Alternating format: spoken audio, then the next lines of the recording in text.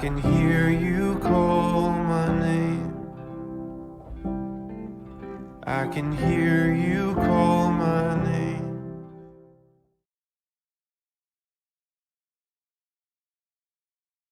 Welcome to Truth Lives and Battleborn Believers today. Today, we're going to be going over SRA bloodlines and occult bloodlines and the connection with the Nephilim bloodlines. Take it away, Shelley. How you doing? Good. How are you, Chris? I'm good. Glad to be here. Me too. Good to see you. Good to see you. Okay, we're going to be talking about the Nephilim bloodline and SRA, which it correlates. I mean, it all ties together. Yes, it does. The first embodiment of Antichrist was Nimrod. And then that goes into other Antichrist types, such as Hitler. And of course, there were many in between them. But Hitler was fascinated with Nimrod and also with Mount Hermon, because that's where, not only is that where the occult practices of the elite and monarchy take place, but it has to do with where the fallen angels came down. Well, that's true. Can I just interject before you continue on just for a moment? This is, Hitler, he was trying to create super soldiers. He was trying to create human beings that are above and beyond. So this transhumanism started with him. It continued on after the war. Now, he was trying to make super soldiers, and the reason why Nimrod was so important is because he wasn't born a Nephilim, he became a Nephilim. So that's where the transhumanism started, way back at that time.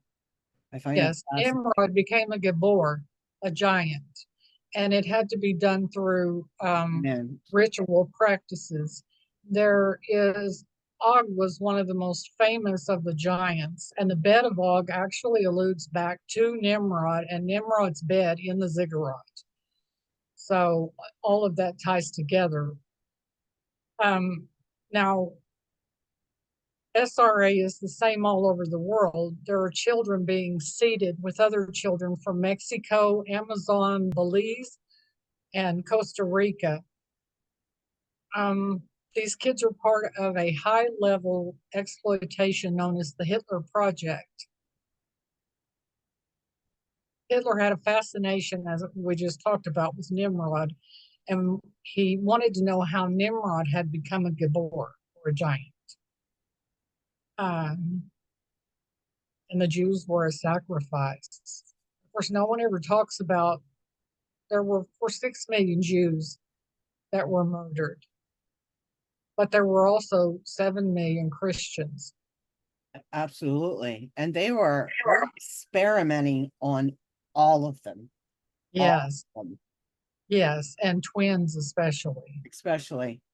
Yes, and see, Mengele was a high-level sorcerer. I mean, not only was he a scientist, but he was a high-level sorcerer.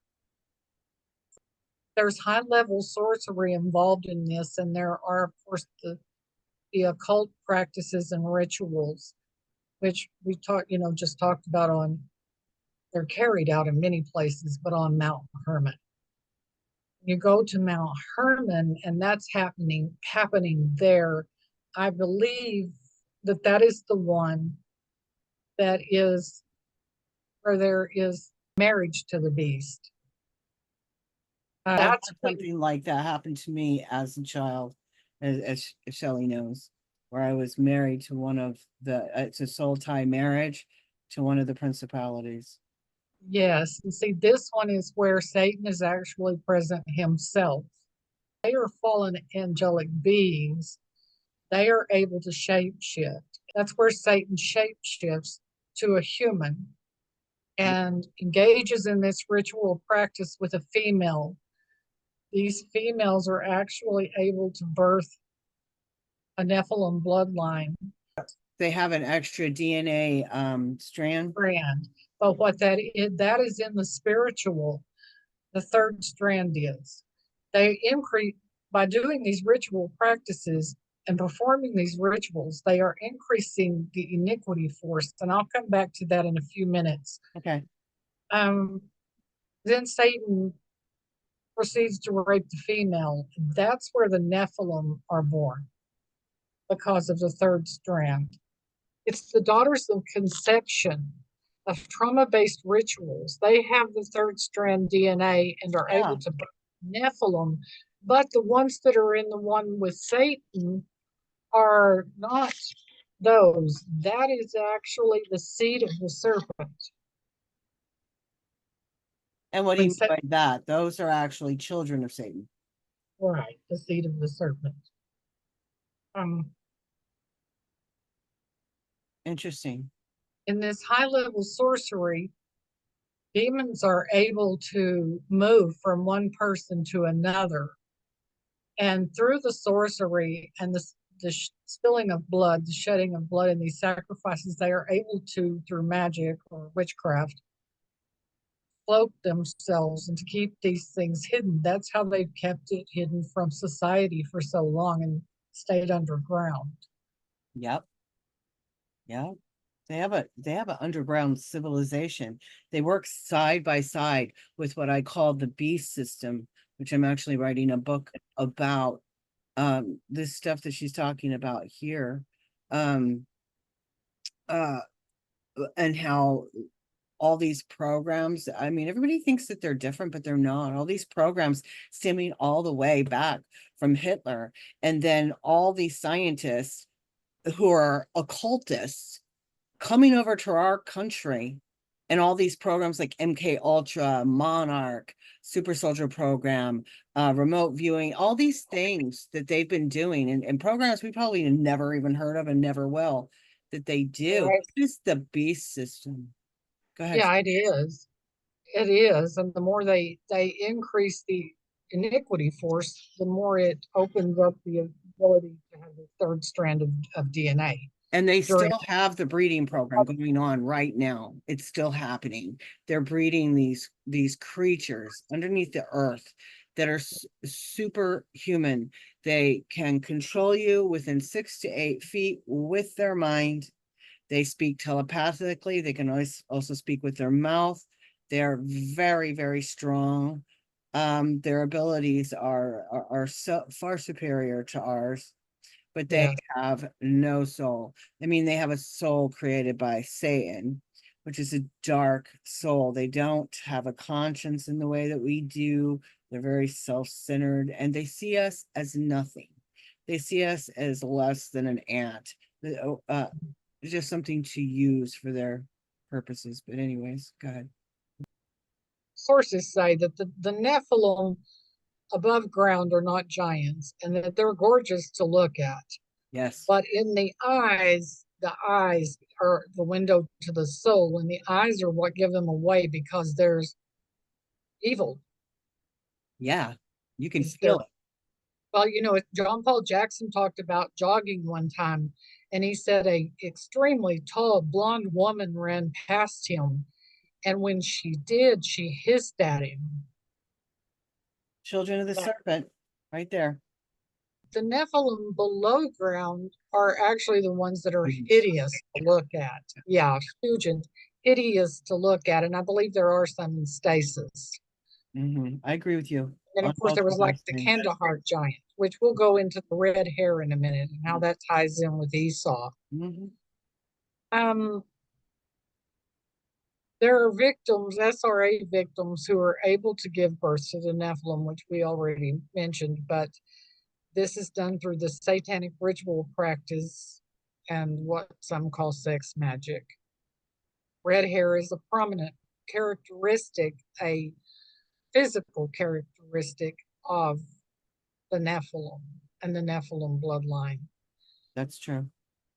And the thing is that they do a little different now than they did back in the day is, I don't know about the Sisters of Sorrow. That's what they're called, right? There's some Sisters of something else that is in Britain. Okay, I don't know about them, but I know that the breeding program they have now, they remove the child, but before the first trimester is over, or right at the end of the first trimester, usually sooner. But and then they put it in an incubator, a pretty sophisticated incubator. But we've gone over that in other videos. But that's the difference now. And the ones underground, she wasn't wrong about that. The one that I remember the most was horrific. Although, if you looked at him from a side angle or something like that, you would think, wow, that's a pretty amazing looking human being. Wow, blonde hair, big. But when he turns his face and you see his face, there's something wrong. He looks like a monster, for lack of a better term. His eyes are too far apart. They're big and Yeah. like this, bam, and big muscles, shoulder length 2 to 1, meaning really wide, really wide, and like 2 shoulder lengths of the body, meaning it's not natural. A human's body is 3 to 1. 3 shoulder lengths is the body length, typically. Mhm. Okay. And these things And are not built right. And their neck right here, you know how our neck goes about to right here and connects? Theirs connects like this. Like it's like straight down the back. When I saw that, I flipped out. And it's just, they're hideous, in my opinion. I can imagine they are. And, one of the reasons Chris and I talk about this is because not all of them, I don't believe all of them were killed in the flood. And even if they were, maybe there was a second incursion, but this does continue. And not only that, it's part of the last days, and it will be a part of God's judgment at I believe, probably the end of the tribulation. I don't know exactly when in prophecy. I'm studying all of that more I and would like more. to read a verse really quick. Hold on. The Nephilim have 4 physical characteristics. One of the main ones being red hair. Not everyone with red hair is Nephilim, or is a bad person. That's not it. But they also have 19 other characteristics that Laura Sanger came up with. I She coined the word host for those who side with darkness, like the elites and those in the music industry and others who banking, who side with the dark side to further their agenda of war against God and a one world order. Absolutely. And the thing is, God even uses his enemies to invoke his wrath or accomplish his goals. Think about how he used Satan's tactics trying to wipe him out, and he actually won because he used it against him. He's God. He sees every angle. He knew he was going to try and kill him and take out his bloodline and make him a liar. So Jesus died on the cross for our sins. Okay. He made it to where Satan couldn't comprehend that. So let me read this out of Isaiah 13:3. I give command and I bring them. Giants are coming to fulfill my wrath, rejoicing at the same time as insulting. He's talking about the end times. These things are coming back and people need to be prepared. Mm-hmm. Yes, and there is one safe place, and that is in Christ. And even if we aren't here then, even if we die before then, the only safe place, even if that, is in Christ. So, Yeah. and but Yeah. the Nephilim hosts, there are people like the monarchy, Arena Abrovich, Oh yeah. and her who uses blood as her artistic medium. Oh, Big not just Pharma. blood. She used menstrual cycle. I don't know if I can say this on here. She Sperm. does. She uses blood. She Mhm. uses feces. She uses urine. She's a disgusting witch. Go ahead. Sorry. Yeah, she's pretty raunchy. What is it that they call that where they have somebody, it's supposed to be a cake and look like a dead person. And when you And- cut it open, you see flesh and you see bone. She's disgusting. And I would guarantee, almost guarantee, I was there, so I don't know, that she would put blood and feces and all these other things I just listed. Yes, I believe that's Besides what, that, yeah, she's pretty out there. yeah. There's also big pharma, big tech, banking, and red is their calling card, like the red shoes of pedophilia, which lately I was told is the skin of children. And the red tie that they wear around their wrist, you know. Yes, King image- Charles, King his red Charles. painting, Yeah. Blood of the Martyrs, Sacrifice, SRA, and of course on our side with Jesus, blood certainly has a great significance to us, but on the dark side, it has an entirely different meaning. There are 19 characteristics of those with the Nephilim DNA with 4 physical characteristics, which I'm not going to name all of those. For one, they're cannibalistic, pedophilia. They drink blood. Yes, they are really without feeling, or they're just cold.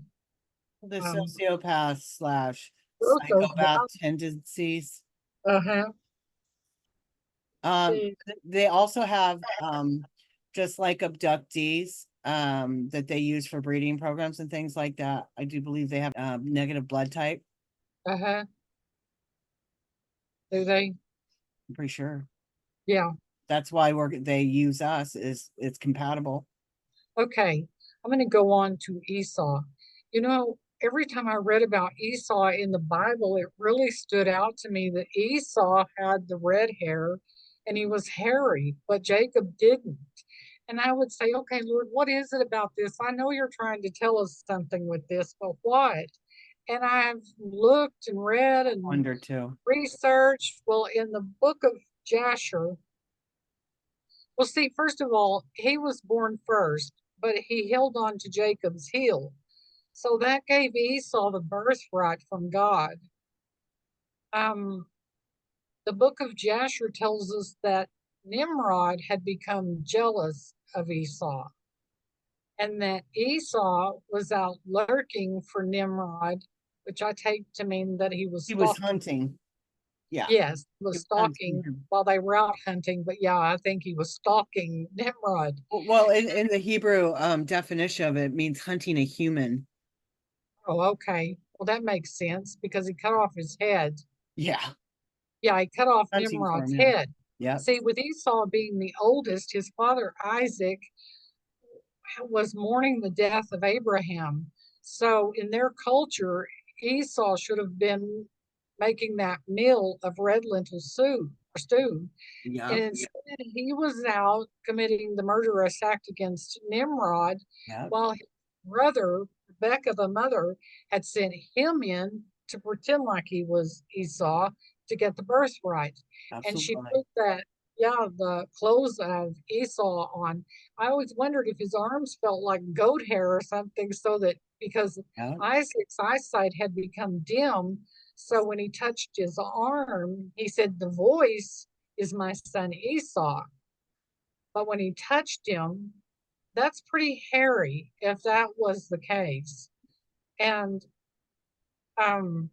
so Jacob, he cooked the meal, he made the red lentil stew, and that's when Esau came running in and was famished. So he had Just come from doing something horrific. Yes, And told his and birthright. fleeing for his life, because the soldiers are probably after him, right? And I would like to point out that you have to cut the head off of a Nephilim or they regenerate. So that's why they cut the heads off of them.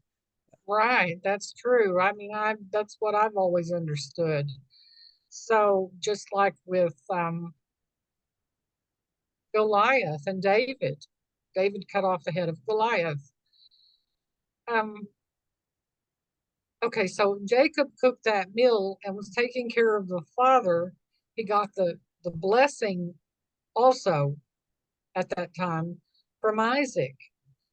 And when Esau came in and he was famished, he sold the birthright to Jacob for a bowl of red beans or the red lentil stew. And that's where he sealed his fate. He cited himself also in the red. It was he sealed a contract that day. You know, the Bible says he sought with tears, you know, but he had basically turned his back on God in that situation. And Well, he from what didn't value the birthright of I was God. So about to say so that. Jacob became Israel. Well, he had no value in it. Yeah. He didn't even value his birthright. He couldn't care less. No. He rejected it. So Esau Before that became even. Edom, which is red in Hebrew. Edom is red in Hebrew. So he became Edom and the Edomites, which is red. And then he married people from like the Hivites, Horites, and those tribes that they were forbidden to marry because of the Nephilim genes. Now back to Esau and him being red and hairy, and me wondering about what the Bible's, how the way he's described. Esau had the defiled gene that was passed on to him. I personally believe that would have to come through a recessive gene. When I had a patient when I was nursing, and it was a little girl in ICU, and she was black, but both of her parents were white. That is a recessive gene, and I'll tell you what a recessive gene is.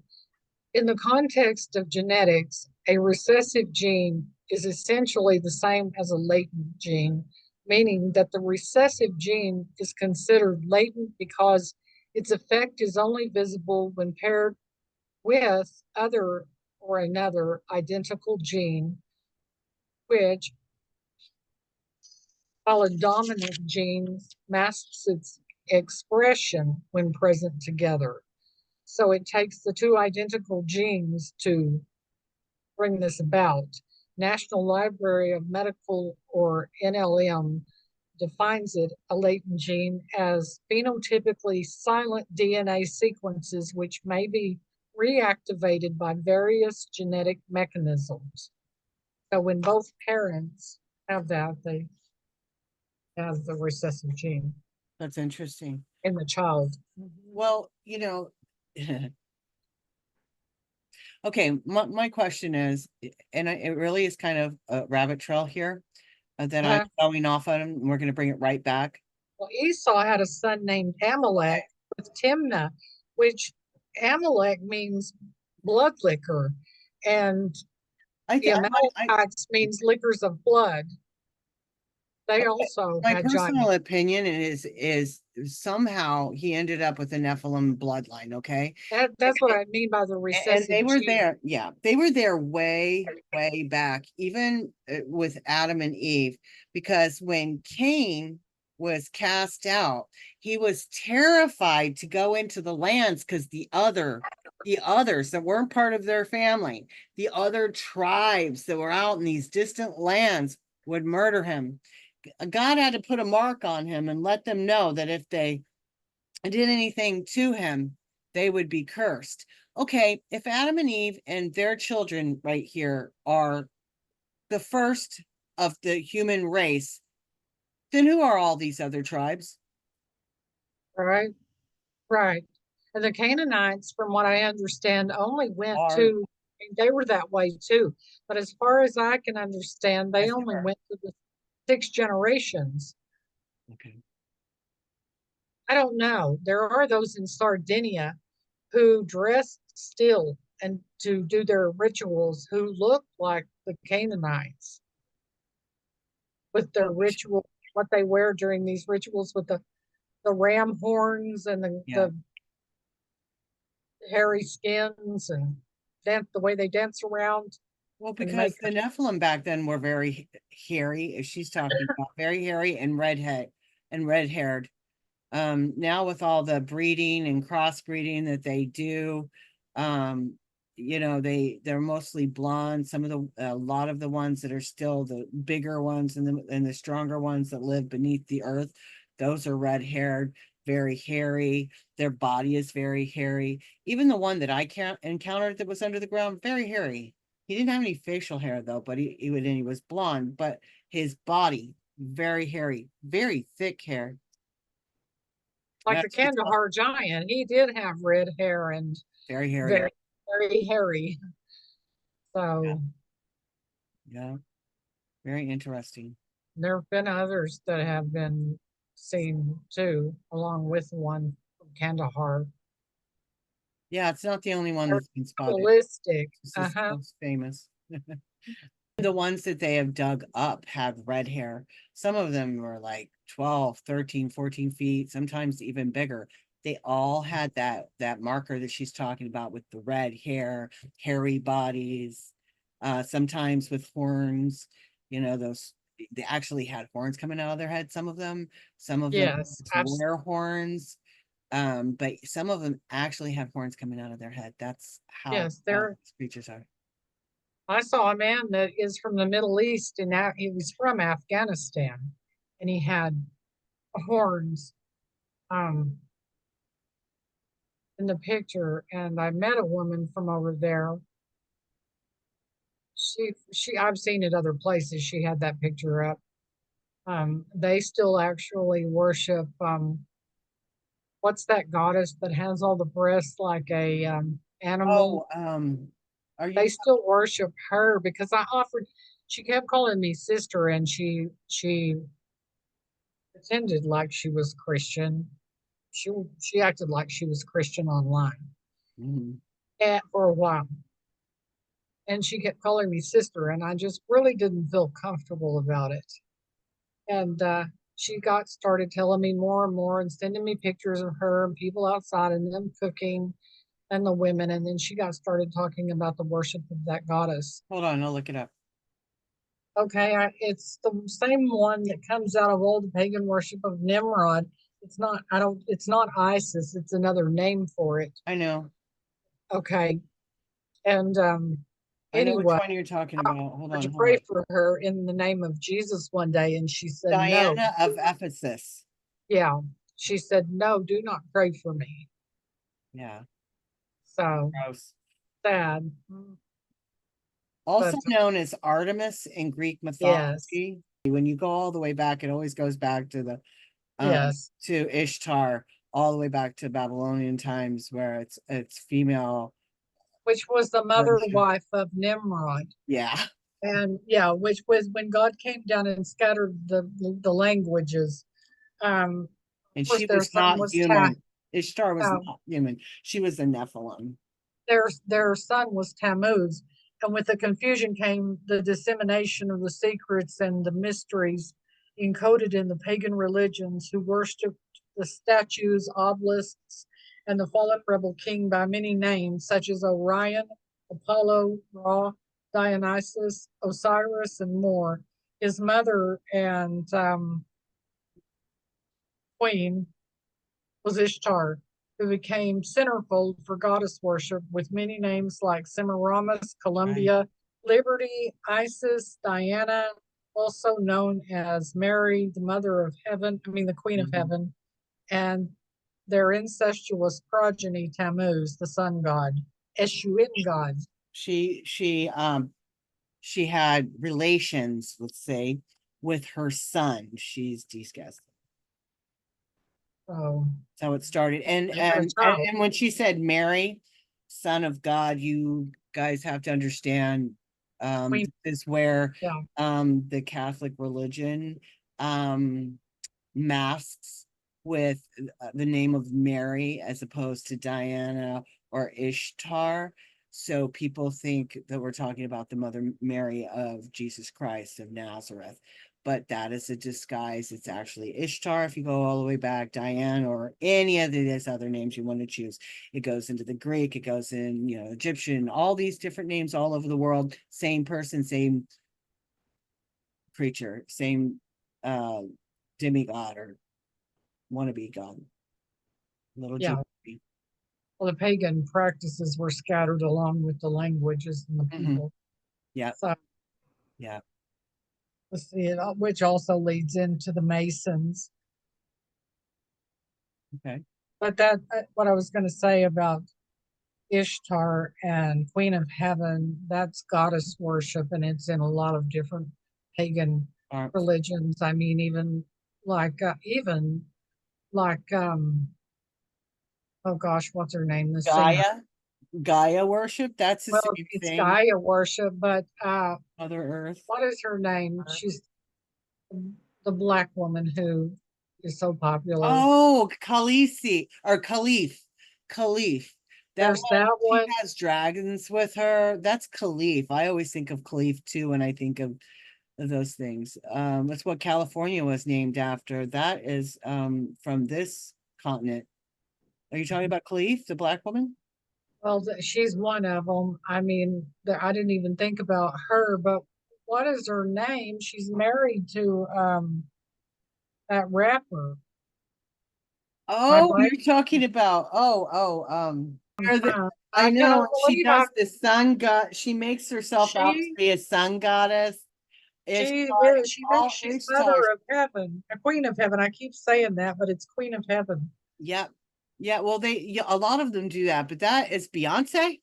Beyonce, yes, she thinks that's Beyonce. She's goddess worship, and then they begin to believe that they are a goddess. She thinks she is inhabited by a Queen goddess. of Heaven.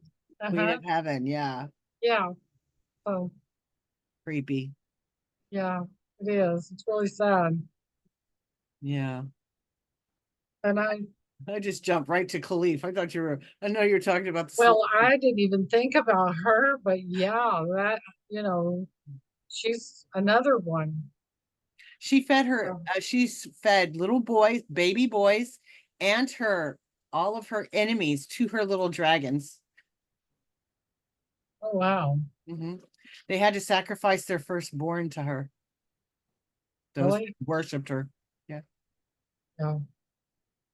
Oh, that goddess. Yeah. Yeah. Yeah. There's a difference too between the ones that are sons of God and the fallen angels.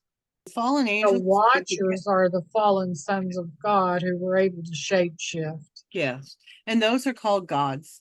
And their hybrid children are called demigods, in case you guys are wondering what I mean by demigods and gods. Yeah. That's in a cult. Right. That's how I wrote down about that because there's a difference in the two. There is, and that's the difference. One's a hybrid child of them, and then they're considered gods. Well, they're little g wannabes. Someone was thinking earlier when she was talking about man, and the number of the beast. You know how we were talking about Nephilim have to have their head cut off to kill them. So if a Nephilim who is human, it's got all the genetic makeup of a human and a god, because he's going to present himself as a god. If he got a fatal wound somewhere and it didn't chop off his head, he could easily heal up really quick if he's a Nephilim. He's got Nephilim bloodline.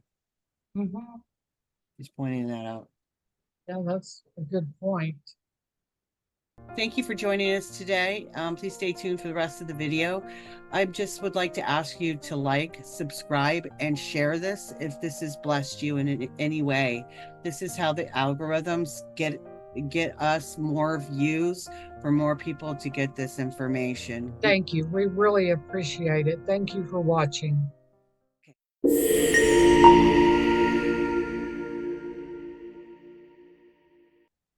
And look at all of these, like Shelley's always talking about, like Prince Charles and And he will even say himself, he comes from the dragon bloodline. He comes from those bloodlines. I mean, look at their family crest. Look at their bloodlines. Look at what they put on their family crest. They believe that they have a divine right to rule. And remember when we put out that video that had the queen and she was standing in front of that tree, and when they pressed the button, it lit up the three-strand DNA Yep. and lit up the tree. I believe that's the tree of life all the way up. Like, yep, they really do believe they come from gods and that they have the right to rule over the world. They believe they have a divine right to rule. They do. They think collectively they want the population down to 500 million. Okay. Just the usable people, the people that they choose. Okay. Probably a lot of them part of their bloodline or whatever, but that's what they want it down to, and they want to rule. But what they don't count. They want useful idiots to be servants. So, well, the ones that are the watered down bloodlines and cousins and all that stuff, that they want them subservient. Everybody's subservient to them, except the ones on the throne, to put themselves. Right. Right. So, going back through sixes in the Bible, Goliath had 6 fingers. The giants had 6 fingers, 6 toes. His bed was 6 cubits in a span. Was it about his spear? It was something to do with 6. And it just goes on and on and on with the number 6. I mean, God is speaking through numbers. So that's true. Well, that's why the Native Americans made, everybody in movies is like, oh, no, what it was is they made you put your hand up to greet them before you came into their camp, or they would kill you, because they wanted to make sure you had 5 fingers and not 6, because it was a marker of somebody who was Nephilim back in those days to have 6 fingers. That's true. Yeah. Of course, the giants scattered all over the earth. Oh yeah, I said even the American portals all over the earth countered caves. The Hopi Indians talk about and one of their portals, because they still worship these creatures, okay? And one of their portals, they were on the other side, and these huge giants, 12, 13, 14 feet, are saying, we're coming soon. We're coming soon. We're coming within your lifetime. We're coming really soon. This was recently. Yes, it was. I remember that. And not only that, but back years ago, there were giants that they fought and set them on fire in that cave. And smoked them out, killed them that way. And that cave was actually found. And these people were tall. They had red hair. They had they had crowns, all kinds of stuff. And the tunnels led into the ground. Some of the tunnels that they found in the areas led deep into the ground. Some of them, they couldn't even, they just went on. And some of them were caved in, but it could have gone on and on. Yes, and there have been many over in Sardinia. And the people in Sardinia say that they believe that they are the descendants of them. I mean, they still have a lot of pagan practices tied in with that, where they send kids into those nuragi, and they have to stay there and in the dark, and it's to draw them closer to where I would imagine, to the giants. So I would imagine they come out possessed. Yeah. But they do. The people of Sardinia believe that they are their bloodline, and they tried very hard to keep it covered up. I mean, the powers that be. And they don't like people snooping around. That's where Timothy Alvarino went, and that was yeah. Well, he had to go through rituals. Okay, they make this he had to be initiated to spit. that alcohol made out of spit. His camera guy tried to do it. He's like barfing and just like totally getting sick. And not Tim Alvarino is like, I'm good. I'm tough. I would have been the cameraman. Yes. And it's not just one person's spit. It's like they pass it A around. lot of women chew it. They chew it and spit it, chew it and spit it. I said, oh, you've got to be kidding. Chew and pass, chew and pass. Right? Chew, spit, pass, chew, spit, pass. Imagine Wow. I would lose it. Well, That would you be know, I it guess for there's me. worse things than that could be in there. Right? Still in drinking. Unless you get drunk enough, you don't taste the spit. I don't know what it is. That's horrible. Well, it breaks it down, I guess, you know, because that's what our saliva and our stomach juices do, but still, it doesn't help thinking about it in a scientific way whatsoever. That's funny. Thank you for joining us today. We have run out of time, but we will see you next time. We'll have lots more interesting topics to go over. Nephilim, the red horse, end times, you name it, we talk about it. See you next time. Bye. Shalom, shalom. Shalom, shalom. I can hear you call my name. I can hear you call my name. I can hear you call my name. Come to the table, cup runneth over. Come drink your fill.